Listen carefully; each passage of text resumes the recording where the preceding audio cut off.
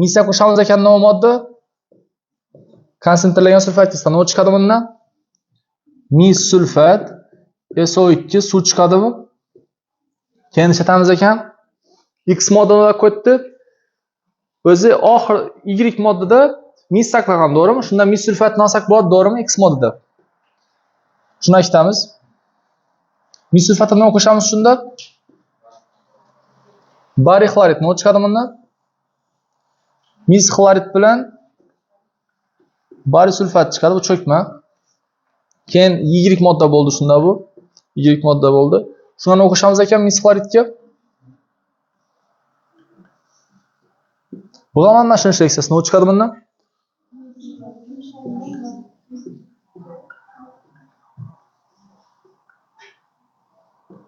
Keyin nima chiqadi ekan? Keyin nima qo'shamiz ekan? Z modda bo'ldi bu, to'g'rimi? Mis nitratni parchalaymiz.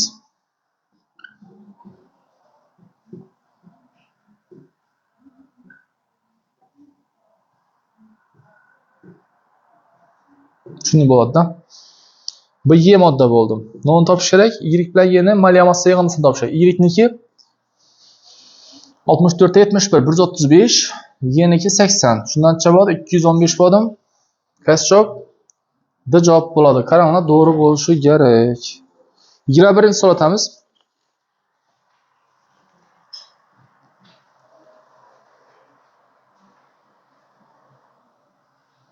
Alkaldan ichidan ne bo'ladi? Uglet bog'i bo'ladi. N-1 dan, to'g'rimi? Uglet bog'lar esa 2n+2 dan, to'g'rimi? Shuni har qaysisidan uzish shunchalik yetadi ekan, shunda 350 yetadi ekan, berganda esa 410 yetadi ekan. Aslında bu entalpiya degan narsasi qisqasi uzish uchun yetadigan energiyadan bu. Yetadigan energiya 1 mol bog'imiz uchun energiya sarflangani. Shuni ikkisini yig'indisini tichar ekan, shunda o'xshib 6320 ekan. Ko'paytiramiz. Dan qo'shasizlar buni hammasini. 350n minus 350 plus 820n plus 820 teng 6320. Qo'shsak, yerlarni 0 7 1 1 n bu 470 bo'lsa, oyoq tarafga minus o'tadi. 6320 minus 470 bo'lib. Shunda 1170 n teng necha? 40 mi 50 mi? 50. Shunda n teng necha? 5 chiqam. Demak, S5 H12 ekan, ko'rdingizlarmi? Shuni ishlaringiz kerak. Keyingi savol o'tamiz. 23-savol. Nima moddalar bor ekan bizda? Butan bor ekan, butan formulasi 4H10, metan bor ekan, CH4 va alken bor ekan, CnH2n. Nishatdik biza bromli suvdan o'tkazdik. Nima girishadi shu bilan reaksiyaga? Alken girishadi va bromli suv saqlangan idishning massasi, suvning massasi 16.8 oshgan bo'lsa, normal massasi hisobidan oshadi bu. Alken hisobidan oshadi, to'g'rimi? Shunda massa alken 16.8 gram. Umumiy necha mol bo'lgan ekan bulovchisi? 0.9 mol bo'lgan ekan. Bu ikkisi chiqadi-ku ekan, to'g'rimi? Bu kamaytiradidan 0.9 adi. Bu yetgandan keyin necha marta kamaydi? 1,5 marta kamaydim. 0.9 ni 1,5 bo'lsak necha bo'ladi shunda? 0.6 mol bo'ldim. Shunda bu necha mol bo'ladi? 0.3 mol bo'ladimi? Alkenning moli tushundingizmi? Bu uchisi 0.9 bo'lsa, bu ikkisi 0.6 bo'lsa, shunda birisi necha bo'lar ekan? 0.3 mol bo'lar ekan. Shuni moliya massasini topamiz endi.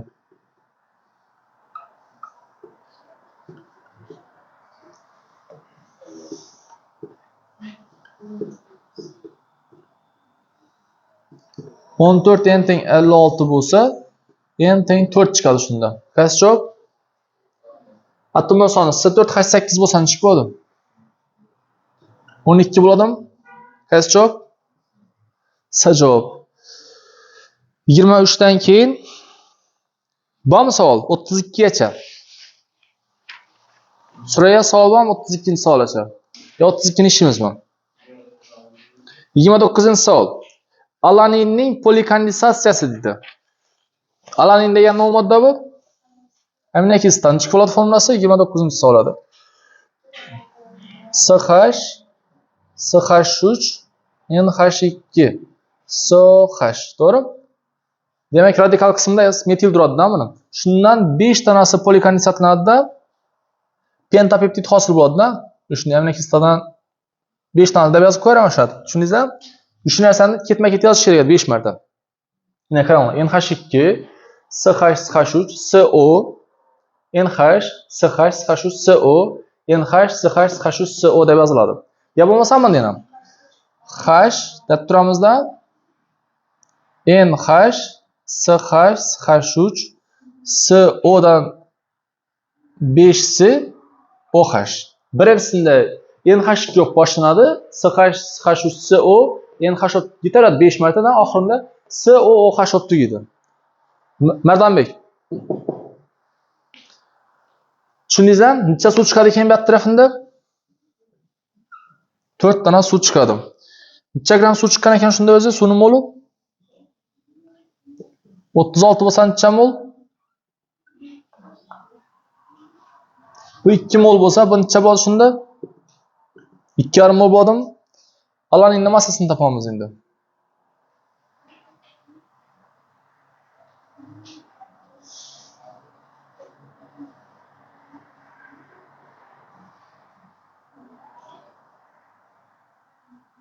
Nechaga ko'paysa 75 amadi? Ya 14 qo'shamadik bundan. Glisinnik nechadir? Glissinniki menimcha glissinniki 75 ga o'xshaydi. Buniki 89 bo'lishi kerak. Ko'patilgan 2,89 ga. Shu javob chiqqan? Bu javobmi javobi? Massa A5 deb yozaveraman. Shunda amino kislotdan 5 tanasining nasi massasi shunda moli necha mol bo'ldi? 5 ga 1 nisbatda bo'ladigan bo'lsa bu necha bo'ladi? 0,5 bo'ladi moli. 0,5 molni nechaga ko'paytasizlar? Kosni uchun topgandan boshqa keyin 18 ni qo'shamiz. 15, 15 30, 30 ga 13 43, 43 ga 28. 71 mi? 71 ni 5 ga ko'paytsak 355, unga 18 ni qo'shsak 373. Ana shu 05 ni 373 ga ko'paytinglar, javob shunday chiqadi. Shuni javob nima ekan? Biz javob. Shu nima daxi? 186 ga 5 ana. Ko'rdingizmi? Biz hep amino kislotani topyapmizda. Javob ekan bunda. Lekin bir yeri bor. 140 litr havo bor-ku, masalan, to'g'ri? 140 litr havo bo'lsa, shu idishda 16% zishik kamaygan nima hisoblanib bo'ladi? Zishik kamaygan degani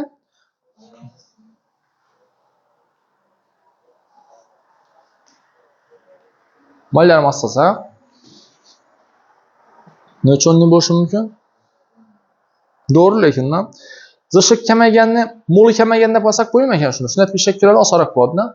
Ya'ni 140 litr bu 100% bo'lsa, shuni 16% ni topib oladi, necha bo'ladi ekan? Shu kislorod reaksiyaga kirishgan bo'ladi-da bu. Topinglar.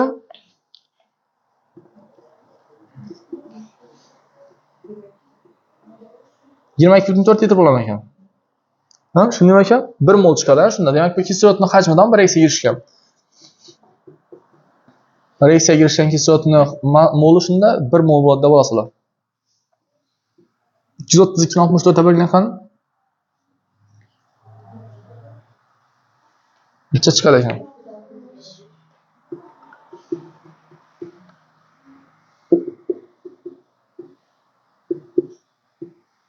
Bir moli buni 2 mol bilan kirishadimi? Obshi 3,625 bo'lsa, va 1,625 mol qoladimi? Keyin buni 2 mol qoladimi shunda? Massasini toping dedik. Qizdirgandan keyin qoldiqni massasini toping desa, shu ikkisini qo'shamiz. Ya bo'lmasa, boshda o'zi 232 madi, keyin 1 mol kislorod qo'shildimi quruqdan reaksiyaga kirishganda, shundan chiqib bo'ladi. Bu 232 bo'lsa, buni topishimiz uchun nima qo'shib tutdi shunda bir dona kislorod qo'shib tutdim 1 mol. Shunda M2 aralashmani topganlaringizda osonroq usuli chiqsa agar 232 plus 32 dan chiqishi kerak. Shuni javob bor.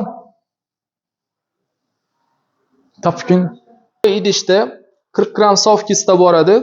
Keyin idishdagi kislotaning bir qismi to'kildi va to'kilgan kislota massasini chalim suv qo'shildi. Demak, bu kislota bu idish ekan bu.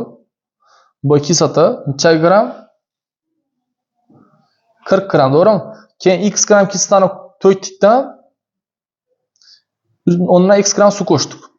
Shundan chalim kislota qoldi bu yerda, shunda 40 minus x qoldi kislotani massasi, chalim suv bo'ldi, x gram suv bo'ldi, to'g'rimi? Keyin ishatdik.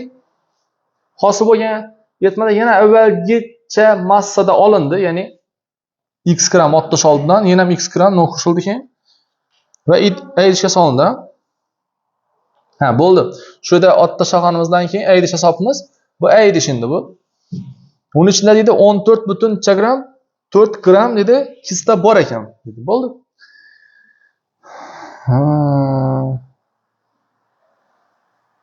Yo'q. Avvalgicha idishga olgan vaqtimizda x gram oldik-da shuni. X gram oldik, shu 14,4 gram kislotasi bor ekan shunda tutdi. Shu idish bo'ldi. Endi bu idishdan chiqib bo'lib qoldi shunda.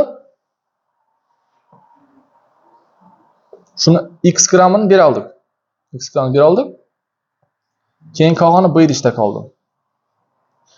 Bu idishda endi bu общий eritma 40 gram bo'lib turadi-ku bu yerda eritma. Bunda bu idishda 40 minus x bo'lib qoldi, eritmani massasi. Kislota undan ham kam bo'lib qoladi.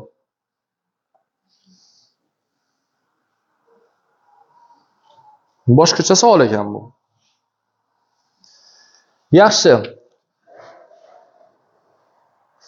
Shu yerda sizlarcha eritma oldingizmi edi? X gram eritma oldingizmi? Shu eritmani massa ulushuncha, shu yerdan oldingizmi eritmani, to'g'rimi? Shu eritmani massa ulushuncha 40 minus x taqsim 40 degan massa ulushdi, to'g'rimi? Shuni keyin x gramga ko'paytirsangizlar, kislota massasi kelib chiqishi kerakmi? 14,4 chiqdi shu narsa. Buni ham mahraj bersak necha chiqadi? 40 dan mahraj bersangizlar shunga yozib turaman endi. 40x minus x kvadrat taqsim 40 teng ko'paytiringlar shuni 14,4 40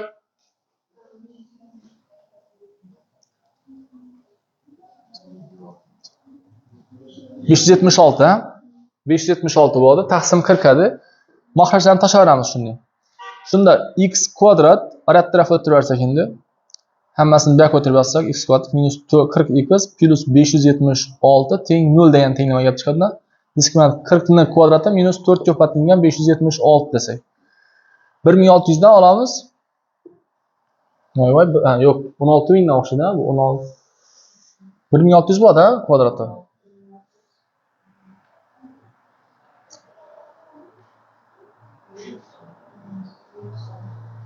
Minusdan chiqib ketadi-na bu narsa. Yo'q. Bu idishga solindi-ku, bu idishda qolgandan ekan u. Bu idishda qolganning massasi 14,4 gram ekan. Shunda shuni shart olamiz. Bu idishda endi qoldi-ku eritma, to'g'rimi? Eritma qolgan vaqtida endi massa ulushi shuncha buni 40 minus x kislotani 40 ga bo'lganimiz massa ulushi. Lekin kislotaning massasi 40 gram x gramni ortishadi-ku uni. Bundan x gramni ortganimizdan keyin kislotaning massasi yana 40 minus x bo'ldi. Eritmaning massasi yana 40 minus x bo'ldi deb yozib ko'ramiz. Bir minut. Ko'ramiz shunda. Teng shunda 14,4 deb olalım. Shunda 40x minus x ning kvadrati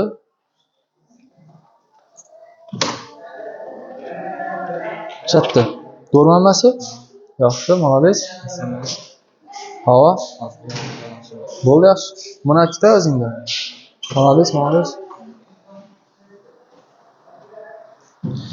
Kerak bo'ldi. Qiyin emas ekan.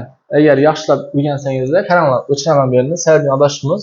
Shundan chiqib bo'ldi 40 minus x ko'paytirilgan 40 minus x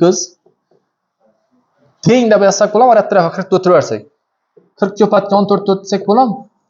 Yancha chiqadi u 576. Shuni ildizdan chiqaringlar.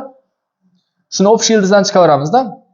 Buni ildizdan necha chiqadi? Bu tarafni orqa tarafda 576 24. Shunda x necha bo'ladi ekan? 16 bo'ladi ekan shunda. Tushundingizmi? Bo'ldi ana. X topib olgandan keyin qiyin emas buni. Tushunmay. Doskiga qaraymiz. Qarang doskiga. A idishda kislotani massasini toping desa, bunday ham. A idishdan necha gram eritma bor? 16 gram. X gram degani necha chiqdi? 16 gram chiqdi. 16 gram eritma bor. Eritmaning massasi 16 gramdan. Shuning ichida nechalik kislota bor desa, massa ulushini topib olsak, beraylik kislotani massa ulushini. Chidamiz shunda. 40 dan 16 dan olamiz, necha chiqadi? 24 gram kislota bor, bu eritmada. Shuni 40 grammi eritmada bormoqi, bo'lsak necha chiqadi? 0.6 chiqadi. Demak, 16 gram eritmada necha massa olishda bor ekan kislota? 0.6 massa olishda. Shundan necha bo'ldi? 906 gram kislota bo'ladi ekan. Tushundingizmi? Necha gram ekan shunda 906. Mana shu javob. Shu javob marasizlar. Tushundingizmi? Boshqatdan tushuntirib beraman savollarni. Oxirgisidan boshlaymiz. 37-savoldan. Demak, tushunib olinglar. No bor ekan boshda 40 gram kislotani bor ekan, sof kislotani o'zi bor ekan. Shundan nishatdik, x gram kislotani oldikdan x gram undan suv qo'shdik. Natijada eritmancha bo'lib qoldi, eritma bo'ldi-da.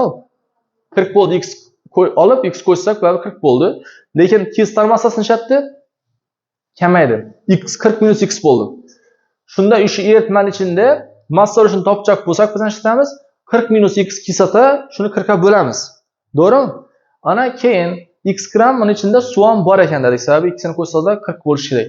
Keyin shundan biza idishga soldik x gram olib. Avvalginchalik, ya'ni avval x qo'shadikmi, shuncha oldikdan nega qo'shdik. Idishga solib qo'ydik buni. Keyin qog'orini esa bu esa qoldi shunda. Tushundingizmi? Shu x gram olgan bo'lsa, nechalar eritma bo'lib qoldi? Avval 40 eritma bor edi, baribir. 40 - x eritma qoldi mana shu yerda. Shu eritmada tuzni massa olishuncha desa 40 - x taqsim 40 bo'ladi, to'g'rimi? Bundan shuncha massa olish, bulardan shuncha. Nechun deganda nishatdik biza bir eritmani 2 idishga bo'ldik. Ga bo'ldik ozroq, keyin boda qog'onni olib turibmiz. Tushundingizmi? Ikkisining massa olishi shuncha. Eritmaning massasi esa 40 - x ko'paytirsak, bu idishdagi qog'on eritmadagi kislotaning massasi necha gram ekan? 14 tur. Baka o'tiramiz, davom beraylik. 40 - x ko'paytgan 40 - x teng 40 ko'paytgan 14 tur.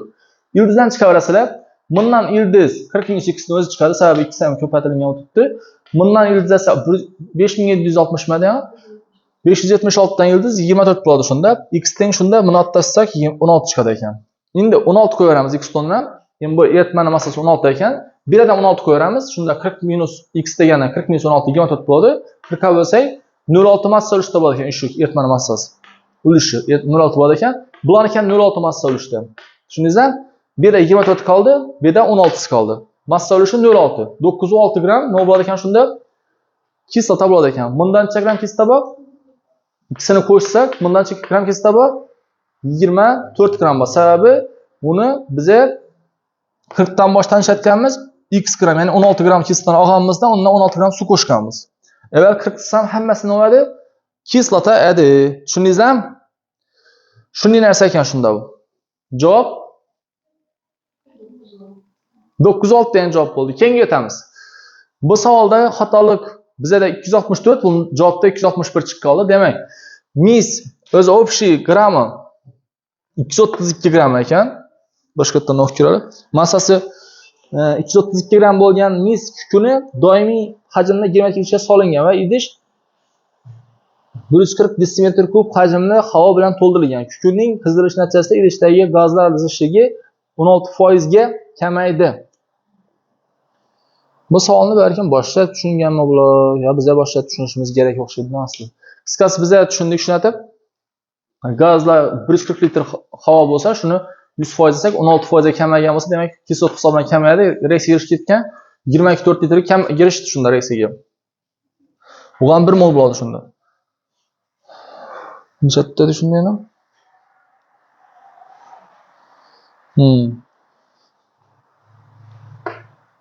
1 mol kislorod necha mol mis bilan yurish biladi? 2 mol mis bilan yurishadi, qolgan 1.6 gram ish qoladi. Shunda 1 mol kislorod hisobidan oshadi. Avval 232 bo'lgan bo'lsa, shuni 32 ni qo'shsak, umumiy 264 gram bo'lishi kerak. Uni javob yo'q lekin. Ko'ramiz. Shunday bo'ldi. 29-savol bu. 29-savolda noma aminokislotasi ekan shunda bu. Alanin, to'g'rimi? Alanindan no hosil bo'ldi. Pentapeptid hosil bo'ldi. Nima yozamiz? NH, CH, CH3, CO dan 5 dana, bu yoqqa OH, bu yoqqa vodorod, bu yoqqa OH deb yozib qo'yasizlar. Necha suv chiqadi keyin? 4 suv chiqadi. Keyin ana 36 gram suv chiqqan bo'lsa necha mol ekan bu? 2 mol bo'lsa bu necha mol bo'lar ekan? 0.5 mol. Moliya massasi 373, ko'paytsangizlar 186.5. Keyingi 23-savolda butan, metan va alkendan tashib topgan 0,9 mol aralashma demak 1,5 marta kamaygan. Bromni suvda o'tkazganda demak 0,6 mol bo'lib qolgan. Bu ikkisi kirishmaganlari 0,6 mol, kirishgan esa shundan 0,3 mol bo'ladi. 0,9 dan 0,6 olsak 0,3 mol. Keyin 1608 gramm idishni massasi oshgan, demak brom alkil hisoblashadi desalar 1608 gramm 0,3 ga bo'lamiz, shunda 56 chiqadi. 14 n teng 56 bo'lsa, n teng 4 chiqadi ekan shunda. N teng 4. Keyingi 21-chi savolda bu organik modda alkanni tarkibida uglet bog'larini uzishni entalpiyasi 350, 1 mol bog'niki uglet vodorodniki esa 410 ekan. Umumiy ketgan energiya 6320. Bog'lar soni n-1. Bunda 2n+2 ko'paytiramizda, qo'shasizlar ish tarafini 6320 teng deysizlar. Keyin shundan chating bor ekan, n teng 5 chiqadi ekan, demak pentan ekan shunda. Bu savolda mis sulfat qo'shamiz, mis sulfat SO2 suv, X modda mis sulfat. Mis sulfatdan barifat qo'shamiz, mis xlorid Y moddasi. Keyin mis xlorid kumush nitrat qo'shasizlar, mis nitrat Z moddasi.